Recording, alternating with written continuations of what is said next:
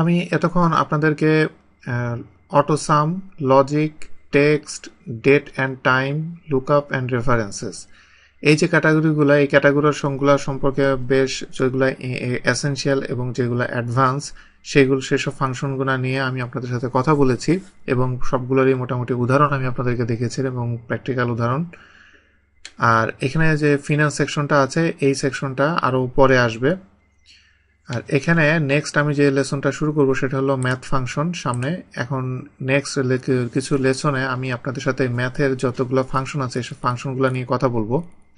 তবে কথা বলার আগে আমি আপনাদেরকে বলি যে এখানে দেখেন যে এ কস, এ কসেস, এ কট, এ সাইন, এ ট্যান, এই যে জিনিসগুলো দেখতে পাচ্ছেন এগুলো সব একই জিনিস।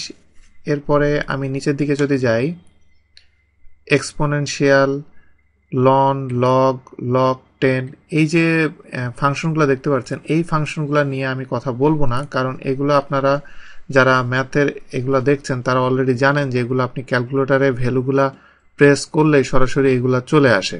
তো এখানে ওই একই জিনিস, যার কারণে এখানে আমি আর ফাংশন, এইসব ফাংশন নিয়ে আমি কথা বলবো না। যেসব ফাংশন ম্যাথের ভিতরে, যেমন এখানে দেখেন এবিএস, এরপরে এখানে এগ্রিগেট খুবই পাওয়ারফুল একটা ফাংশন, এরপরে অ্যারাবিক, তারপরে নিচের দিকে আছে সাম ইফ, সাম, রাউন্ড, অড, এই যে সাম ইফ সাম, তারপরে সাম ইফস, এই ধরনের যেসব ফাংশনগুলো আছে এই ধরনের ফাংশনগুলো নিয়ে আমি আপনাদের সাথে কথা বলবো, যে এইগুলো আপনার কাজকে অনেক ইজি করে দিবে।